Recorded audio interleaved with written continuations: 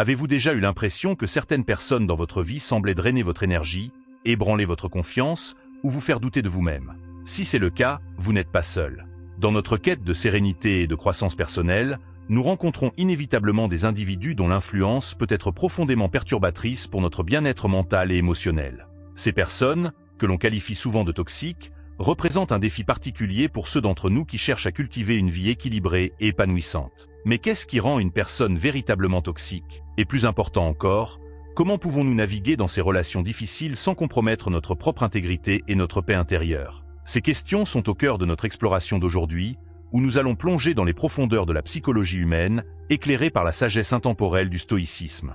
La philosophie stoïcienne, avec son accent mis sur la vertu, la raison et la maîtrise de soi, nous offre un cadre précieux pour comprendre et gérer les dynamiques toxiques dans nos relations. Elle nous enseigne que, bien que nous ne puissions pas contrôler les actions des autres, nous avons le pouvoir de choisir notre réponse à ces influences extérieures. Cette perspective est particulièrement pertinente lorsqu'il s'agit de faire face à des personnes dont les comportements peuvent être nocifs pour notre bien-être. Avant de nous lancer dans cette exploration fascinante, je vous invite à vous abonner à la chaîne YouTube Esprit Stoïcien et à activer les notifications. En le faisant, vous vous assurez de ne manquer aucune de nos futures vidéos inspirantes qui vous aideront à approfondir votre compréhension du stoïcisme et à l'appliquer concrètement dans votre vie quotidienne. Chaque vidéo est conçue pour vous offrir des outils pratiques et des réflexions profondes qui peuvent véritablement transformer votre approche de la vie. Je vous encourage vivement à suivre cette vidéo dans son intégralité, sans sauter de partie. Chaque section a été soigneusement élaborée pour construire une compréhension complète et nuancée du sujet. Ensemble, nous allons décortiquer les différents types de personnes toxiques, comprendre leurs motivations et surtout, découvrir comment la sagesse stoïcienne peut nous aider à préserver notre tranquillité d'esprit face à ces défis relationnels. Préparez-vous à un voyage introspectif qui pourrait bien changer votre perception des relations difficiles et vous donner les clés pour cultiver des interactions plus saines et épanouissantes. Dans notre quête de sérénité et de croissance personnelle, nous sommes souvent confrontés à des individus qui semblent avoir le pouvoir de perturber notre équilibre émotionnel. Parmi ces personnes, le manipulateur émotionnel se distingue comme un véritable maître du chantage affectif. Ce type d'individu excelle dans l'art subtil de jouer avec nos émotions, utilisant la culpabilité, la peur, ou même l'affection comme des leviers pour obtenir ce qu'il désire. Imaginez une situation où un collègue de travail vous demande constamment de couvrir ses retards ou ses erreurs, en invoquant des problèmes personnels dramatiques. À chaque refus de votre part, il réagit avec une tristesse exagérée ou une colère passive-agressive, vous faisant sentir comme si vous étiez responsable de son malheur. Cette dynamique illustre parfaitement les tactiques du manipulateur émotionnel. Face à de telles situations, la philosophie stoïcienne nous offre un bouclier précieux, l'indifférence aux choses qui ne dépendent pas de nous. Cette notion, centrale dans la pensée de Marc Aurèle et d'Épictète, nous encourage à distinguer ce qui est en notre pouvoir de ce qui ne l'est pas. Les émotions et les actions des autres appartiennent à cette seconde catégorie. En cultivant cette indifférence stoïcienne, nous ne devenons pas insensibles, mais plutôt imperméables aux tentatives de manipulation.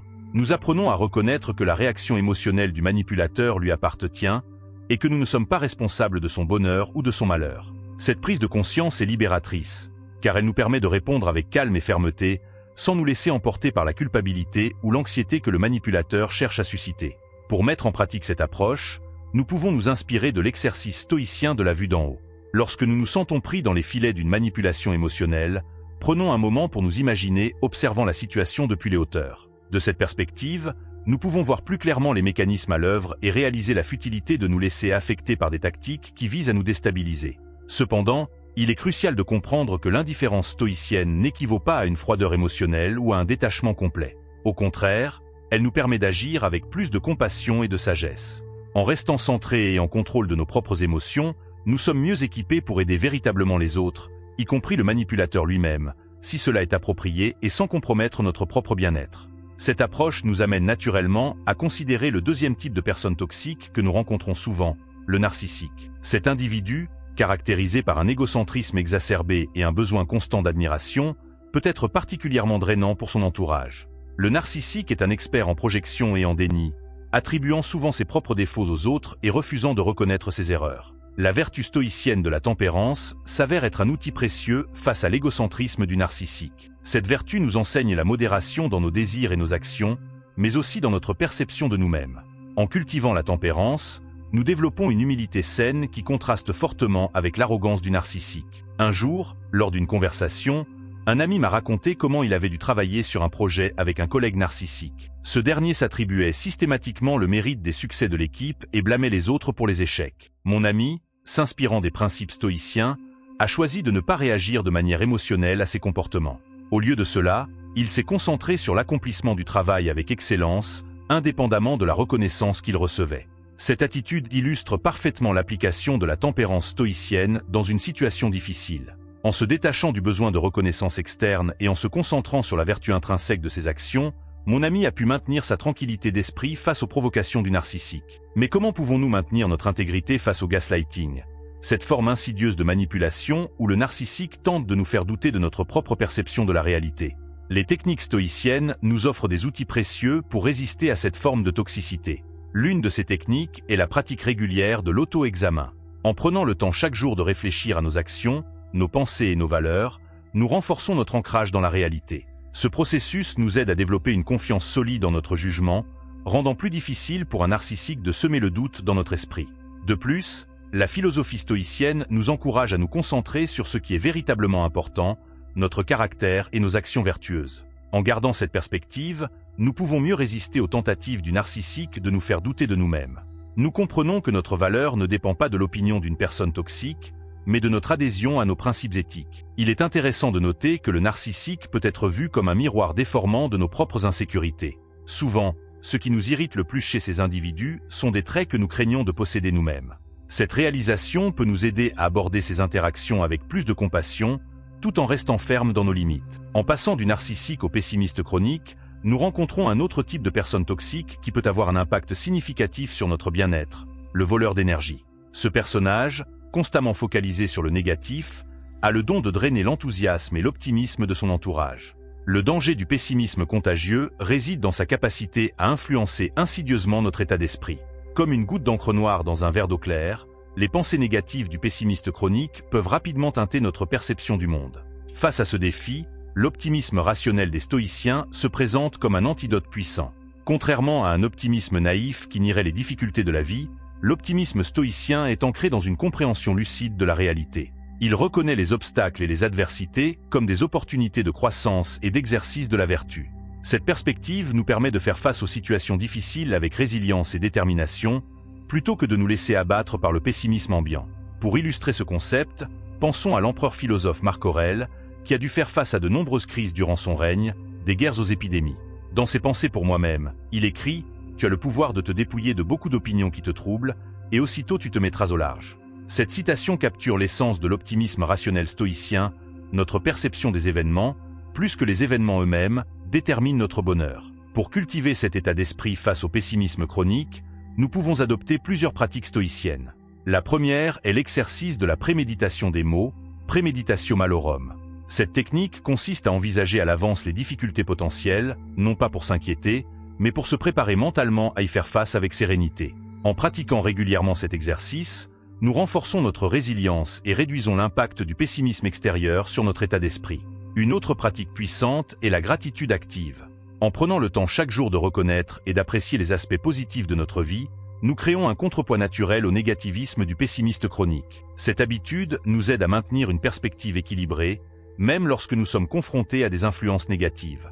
Il est important de noter que l'objectif n'est pas d'ignorer les réalités difficiles ou de nier les problèmes réels. Au contraire, l'approche stoïcienne nous encourage à affronter ces défis de manière constructive. Lorsque nous sommes en présence d'un pessimiste chronique, nous pouvons utiliser ces observations négatives comme des points de départ pour une réflexion plus profonde. Comment pouvons-nous améliorer cette situation? Quelles actions concrètes pouvons-nous entreprendre? En adoptant cette attitude, non seulement nous préservons notre propre équilibre émotionnel, mais nous pouvons aussi potentiellement influencer positivement le pessimiste lui-même.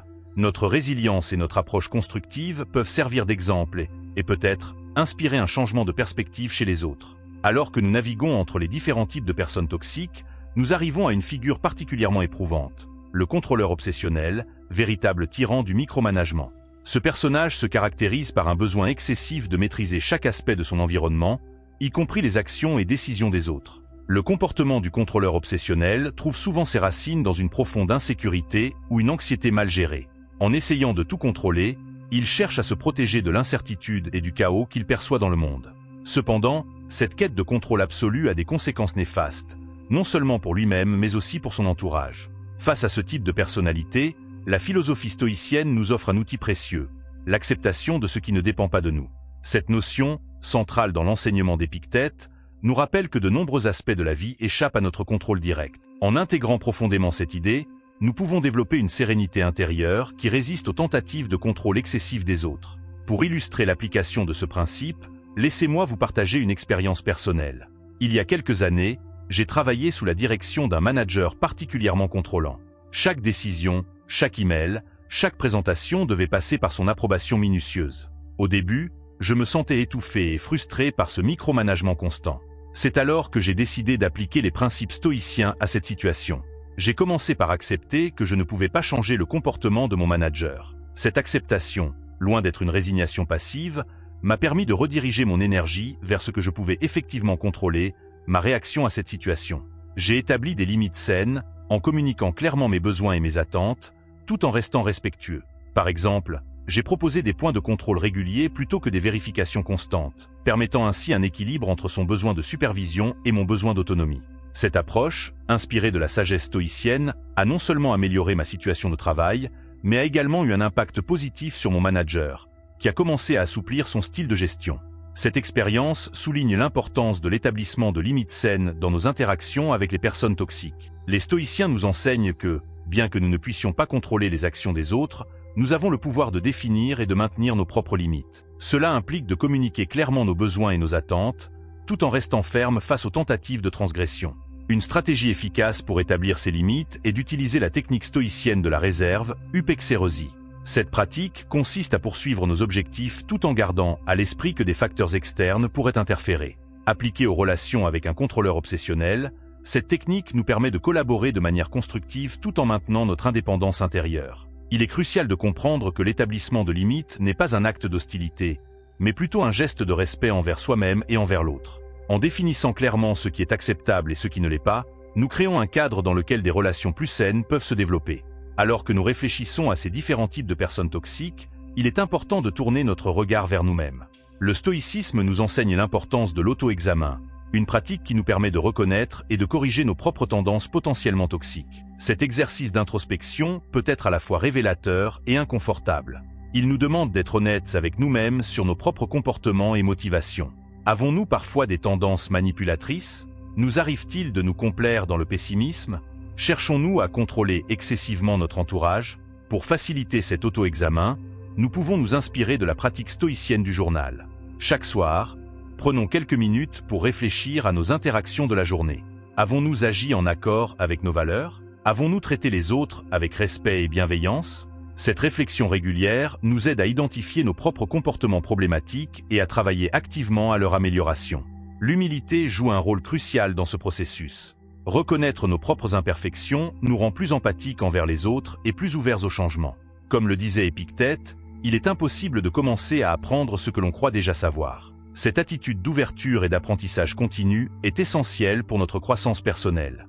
En cultivant cette conscience de soi, nous devenons mieux équipés pour naviguer dans les relations difficiles. Nous sommes plus à même de reconnaître les dynamiques toxiques et d'y répondre de manière constructive, plutôt que de les perpétuer inconsciemment. Cette réflexion sur nos propres tendances nous amène naturellement à considérer comment la sagesse stoïcienne peut nous aider à transformer les relations toxiques. L'art stoïcien de la communication assertive est un outil puissant dans ce contexte. Cette approche nous permet d'exprimer nos pensées et nos besoins de manière claire et respectueuse, sans agressivité ni passivité. Imaginez une situation où vous êtes confronté à un collègue qui fait constamment des remarques dénigrantes sur votre travail. Plutôt que de réagir avec colère ou de vous replier sur vous-même, la communication assertive inspirée du stoïcisme vous permettrait d'aborder la situation de manière constructive. Vous pourriez dire quelque chose comme « J'ai remarqué que vous avez souvent des critiques sur mon travail. Je suis ouvert aux retours constructifs, mais la manière dont ils sont exprimés affecte notre collaboration. Pouvons-nous discuter d'une façon plus positive de communiquer à l'avenir ?» Cette approche reflète la vertu stoïcienne de la justice, qui nous encourage à traiter les autres avec équité et respect, même dans des situations difficiles. Elle incarne également la sagesse pratique, phronésie, des stoïciens, qui consiste à agir de manière appropriée en fonction du contexte. Un autre aspect important de la transformation des relations toxiques est la pratique de la compassion stoïcienne. Contrairement à une idée reçue, le stoïcisme n'est pas une philosophie de froideur émotionnelle. Au contraire, il encourage une forme de compassion éclairée, basée sur la compréhension que les actions nocives des autres sont souvent le résultat de leur propre ignorance ou de leur souffrance. Cette perspective nous permet d'aborder les personnes toxiques avec un mélange de fermeté et de bienveillance. Nous pouvons établir des limites claires tout en gardant à l'esprit que leur comportement problématique est souvent un signe de leur propre lutte intérieure. Cette attitude ne nous oblige pas à tolérer des comportements abusifs, mais elle nous aide à réagir de manière plus équilibrée et constructive. Pour illustrer cette approche, pensons à l'empereur Marc Aurèle, qui devait souvent traiter avec des individus difficiles dans sa fonction de dirigeant. Dans ses méditations, il écrit « Le matin, quand tu as de la peine à te lever, et cette pensée présente à l'esprit, je m'éveille pour faire œuvre d'homme. » Cette réflexion nous rappelle l'importance d'aborder chaque interaction, même les plus difficiles, avec une intention positive et vertueuse. Maintenir notre tranquillité d'esprit dans des environnements toxiques est un défi constant, mais la philosophie stoïcienne nous offre des stratégies précieuses. L'une d'entre elles est la pratique de la vue d'en haut, que nous avons évoquée précédemment. En prenant du recul et en observant nos interactions comme si nous les voyions de loin, nous pouvons garder une perspective plus large et éviter de nous laisser emporter par les émotions du moment. Une autre technique puissante est la méditation sur la nature temporaire de toute chose. En nous rappelant que les situations difficiles, comme toutes les expériences humaines, sont transitoires, nous pouvons mieux supporter les moments de tension. Cela ne signifie pas que nous devons passivement accepter des situations toxiques à long terme, mais plutôt que nous pouvons aborder ces défis avec plus de patience et de résilience. Alors que nous apprenons à naviguer dans ces eaux tumultueuses des relations toxiques, il est tout aussi important de cultiver un cercle social vertueux. La philosophie stoïcienne accorde une grande importance aux relations positives, considérant l'amitié vertueuse comme l'un des biens les plus précieux de la vie. Pour attirer et nourrir des amitiés basées sur la vertu, nous pouvons nous inspirer du concept stoïcien de l'amour universel. Cette idée, centrale dans la pensée de Marc Aurèle, nous encourage à traiter tous les êtres humains avec bienveillance, tout en choisissant soigneusement nos associations les plus proches. C'est un équilibre délicat entre l'ouverture à tous et la sélection consciente de nos relations les plus intimes. Pensez à votre cercle social comme à un jardin de l'âme. Tout comme un jardinier choisit soigneusement les plantes qu'il cultive, nous avons la responsabilité de choisir et de nourrir des relations qui favorisent notre croissance et notre bien-être. Cela ne signifie pas rejeter les personnes imparfaites. Après tout, nous le sommes tous, mais plutôt chercher des individus qui partagent notre engagement envers la croissance personnelle et le bien commun.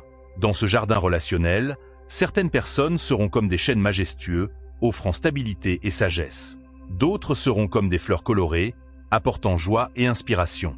Et d'autres encore seront comme des plantes médicinales, nous aidant à guérir et à grandir à travers les défis. L'important est de cultiver consciemment ces relations, en leur accordant attention et soin, tout en étant prête à élaguer les influences qui s'avèrent constamment toxiques. Il est crucial de comprendre que la construction d'un cercle social vertueux n'est pas un processus égoïste. Au contraire, c'est une responsabilité envers nous-mêmes et envers les autres. En nous entourant de personnes qui nous inspirent et nous élèvent, nous devenons mieux équipés pour avoir un impact positif sur le monde qui nous entoure. Cette approche reflète le concept stoïcien de l'oikaiosy, ou l'appropriation. Ce principe suggère que notre cercle de préoccupation s'élargit naturellement de nous-mêmes à nos proches, puis à la communauté plus large et finalement à l'humanité dans son ensemble. En cultivant des relations vertueuses, nous créons un environnement propice à cette expansion de la conscience et de la compassion. Cependant, il est important de noter que même dans un cercle social vertueux, des conflits et des désaccords peuvent survenir. La différence réside dans la manière dont ces défis sont abordés. Dans des relations saines, les conflits deviennent des opportunités de croissance mutuelle plutôt que des sources de toxicité. En appliquant les principes stoïciens à nos interactions quotidiennes, nous pouvons progressivement transformer notre environnement social. Nous apprenons à répondre aux comportements toxiques avec sagesse et compassion, tout en cultivant activement des relations qui nourrissent notre âme et élèvent notre esprit. Cette transformation n'est pas un processus rapide ou facile. Elle exige de la patience, de la persévérance et une pratique constante. Mais chaque petit pas dans cette direction est une victoire. Chaque interaction où nous choisissons la vertu plutôt que la réactivité, chaque moment où nous pratiquons la compassion envers nous-mêmes et les autres, contribue à créer un monde plus harmonieux. En fin de compte, la gestion des personnes toxiques et la culture de relations saines ne sont pas seulement des compétences pour notre bien-être personnel. Elles sont des actes de citoyenneté cosmique, reflétant l'idéal stoïcien d'une humanité interconnectée et interdépendante. En travaillant sur nous-mêmes et sur nos relations, nous contribuons à l'amélioration de la société dans son ensemble. Ainsi, alors que nous concluons notre exploration des différents types de personnes toxiques et des stratégies stoïciennes pour y faire face, rappelons-nous que chaque interaction est une opportunité de pratiquer la vertu. Que ce soit face à un manipulateur émotionnel, un narcissique, un pessimiste chronique ou un contrôleur obsessionnel, nous avons le pouvoir de choisir notre réponse. Et dans ce choix réside notre liberté et notre potentiel de croissance. Au terme de notre exploration des différents types de personnes toxiques et des stratégies stoïciennes pour y faire face, nous avons découvert un arsenal puissant d'outils philosophiques pour naviguer dans les eaux troubles des relations difficiles. La sagesse stoïcienne nous offre non seulement des moyens de nous protéger contre les influences nocives, mais aussi des voies pour cultiver des interactions plus saines et épanouissantes. L'application de ces concepts dans notre vie quotidienne peut véritablement transformer notre expérience relationnelle. Comme je l'expliquais lorsque nous parlions de l'indifférence stoïcienne face aux manipulateurs émotionnels, nous pouvons commencer par pratiquer le détachement bienveillant. Cela implique de reconnaître que les actions et les émotions des autres ne dépendent pas de nous, tout en maintenant une attitude de compassion. De même, la pratique régulière de l'auto-examen stoïcien, que nous avons abordé en discutant de nos propres tendances toxiques, peut devenir un rituel quotidien puissant. Prenez quelques minutes chaque soir pour réfléchir à vos interactions de la journée. Avez-vous agi en accord avec vos valeurs? Avez-vous su maintenir votre équilibre face à des comportements toxiques? Cette réflexion régulière vous aidera à affiner votre approche et à progresser constamment. Je vous invite maintenant à réfléchir. Comment pouvez-vous intégrer ces principes stoïciens dans votre propre vie? Quelle est la première étape que vous pouvez prendre dès aujourd'hui pour cultiver des relations plus saines? Peut-être est-ce d'établir une limite claire avec une personne toxique ou de pratiquer la communication assertive dans une situation difficile. N'oubliez pas que ce voyage vers des relations plus harmonieuses est un processus continu. Il y aura des défis et des revers, mais chaque interaction est une opportunité d'appliquer et d'affiner votre pratique stoïcienne. En persistant dans cette voie, vous ne transformerez pas seulement vos relations, mais vous contribuerez à créer un environnement plus positif autour de vous. Je vous encourage vivement à partager vos expériences et vos réflexions dans les commentaires. Votre parcours pourrait inspirer et aider d'autres personnes qui font face à des défis similaires. Ensemble, nous pouvons créer une communauté de soutien et d'apprentissage mutuel, incarnant ainsi l'idéal stoïcien de la citoyenneté cosmique. N'oubliez pas de vous abonner à la chaîne Esprit Stoïcien pour plus de contenus inspirants sur l'application de la philosophie stoïcienne dans la vie moderne. Votre voyage vers une vie plus épanouissante et des relations plus saines commence maintenant. Embrassez la sagesse stoïcienne, pratiquez-la chaque jour et observez comment elle transforme non seulement vos interactions, mais aussi votre perception du monde et de vous-même.